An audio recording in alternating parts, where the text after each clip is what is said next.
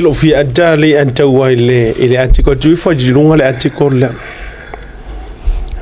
ai se lo fi adja ile fainga le article the court carried our hope to restore the integrity of election. Ola the integrity ile magawe. Ola the integrity ile magawe kule. Olonga. That's yet to be clarified. It's his own integrity. Ole mera ke va kule la manga kule pe fa ira manga won le fonga le court. If I'm sure ela ngasolo. Afele te fa tole ma lier ko inga. 5 years ago, what happened? What happened ya kuda epa mar court? A rule ma yele court. Ai mo mai. Ole ma lier ole to inga tangata. E fani ai foi makuskusinga wala nga pe on newspaper o ke on newspaper ku e palo boye ele tau mate ayo yere chief ele enano vai tu sabo lima tau sanga taluai na tatu ta lia umar fai ungole al fam sinonga si mativa fam singo sili po fea le fai nga malo le atula mantua la nga nga sawe o le mea ye fai ngofie luarima sau makwala I ruongu ai nga activator ko ingas full pasengi le la na tato fo ye lo winga la fa matalanga 5 years ago lima tau sanga taluai o le vaia ku le per fam singonga o la lo ai o sa mo ren ko fa fonga upunga la lafo o le tau nga luenga fai ole pasi atu e matou fai tu la fono na va tu le tiro ya to mata kilo ko ya fa mai ke ya yo ko no mo honest to mo fo que no foi nga ngai ko fo dunga ka ko kama yo kurisi o pena ko fo ngai fo dunga ye video ngai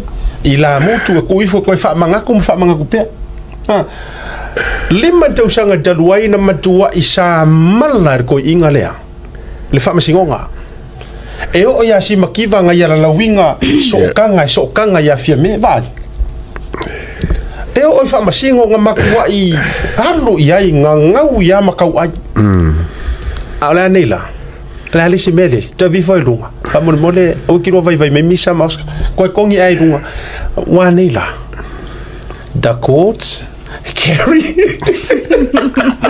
our hope to restore the integrity of the election. Ya ako hope for ako fa mo for fa masingonga ole meanga so de se ko inga ko ika ida ke le ngo po mo ana ni mena foi ati ko ke fa pela foi fa se a ika ka o fiu ka wanga wo testify e o mo ma fa songa fa ire o foringa mo le fu musu ka o ala la mo ka fa songa fo se ka I think we cola stoi. Ala me ngai refusia mai mori mau voia renga fa la fie. Ala me ngai refusia mai mori mau fon koi voia paro karenke. Fa na. Ai sa me ngai refusia nga ai. Sali. Yiri tala foi lele. E to e fa taste lava o eu medicines nga paru. Vai hana wa amayale wa amayale le article le al menna le lu ma fofa le South Africa ngi rupunga you have tasted your own taste of your own medicine. Yeah, the taste of your own medicines.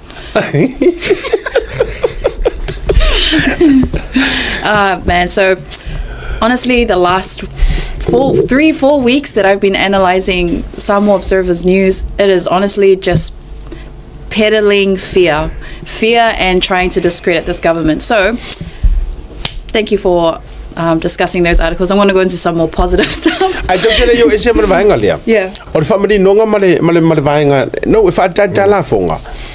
I was there ko. Yeah. Wa esa me wa ye ma fo ko inga ngika. Fa mataile o fekir ma fo what do you mentally wala no eta ye yo to mai voile le psychological la foi.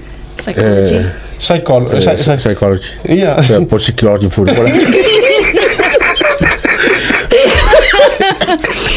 Leer ka fe koi bai wala ngala ma ka ko ka mo tawili tawili foi le ka ma bui ngai sia kia fa e ma ma tu wala ngor ngar na a ora sa we sa ko inga fa tu o le mesa sa ngo fola lau ia le fu ka ngo ko si a lau le valea ko fa pouco ora sa no tu puto le suia sua o e ta tau ona fai tu lo e o le tala fa ta fonga ai fa mo o to fa tu ina fai ma fai ni si aki de leifo ile no yes fai ma fai langa fa mai foi o dementia so dementia por dementia dementia Well, is it dimension?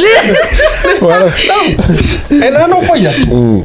Sorry, okay, how for the melia or lau. And then a few years later, you praise. Ai. Ar kala kusi. Okay, rekiro ka ure loko. Ele te tau ile ngutu na e fa salai. Yeah. Onga e ko fa mangui ai. Ele ka kau. A fai nga fa mangui e ka kau wanga sau fa mangui e fonga. O menga le te va vai le to ina. E la lau ko fa sanga e a bangalo ia so le ko me le nga makua ke volo ai langa vai a le wo ma nga ko vai ku nga or fa ko anga etena so bangana le na fai la utala wa te tau na fai masiaki le tulo vai fo ma yeah wala ko nga siaki ngai mo le vele ko sa ngai o se ku pesa wai o pa ke ti le fo pa o tala ole no fa o ke fai ko le no fa ko o ka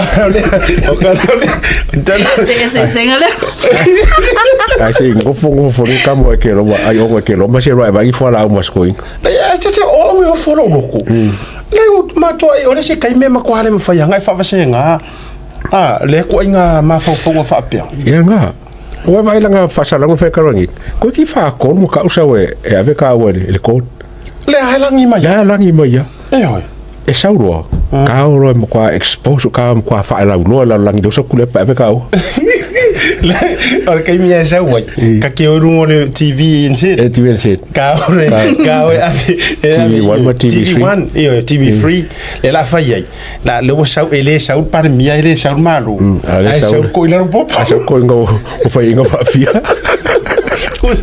uso de wanga i me ko ila popo e ka ya la ka fonga e sa ko fa inga wala nga ya nga ma sa ni fa le te longa a fa pe tau no mal to ina fa le tau e fa tua ila to le ma ya ave mo fa siaki nga pe ka ke ave e no or cha to wanga le voi le ave ko inga langa o le la ka ko va ya or kala e fi sau e vai man to e me ta or val ma tua no tu e me or val ma ko le ya ro pura di piki ka ke Sorry. Ele me ta ore vale matua. Mana tua. Ele le tangata matua que era com ele. Olha. Foi calo fai yo esse o camale a. Sorry, ai o mai pe se formi como um buri. Aro fa bai. Ana, acha uma fé.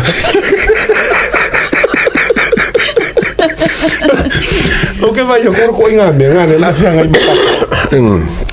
Ai lango risi vai ngana pa uye te in the media watch le article na before this langa lengo fa ya tu ita ifo ile le nga fa aru longa ko kongi mo le ku lengo mention Donald Trump ya or fa ka inga le fo ile sa fa ya fionga le pan mia ile melenga mai langa singa ma ya nanga te wa pa uya tato I need to acknowledge your media what fa ka dia se ko kongi ai longa ainga or fa ka dia le wenga ola tala awa ke longa isi ka mamang ko ole ngase ya ole vai uro ka ko ngola ole vai ele o se faku ele o se ele oni to inga ngase fu ile le mai threatening fu ile e ma fa ya la nga tulanga awa ke longa ngo se par mi fa ka se pasi pa se longa au mai per maro yo ole wo ke de nga o fai a ke longa ka ko nga pe ka peka pasia de reimbursement o kupe a ka hawa kele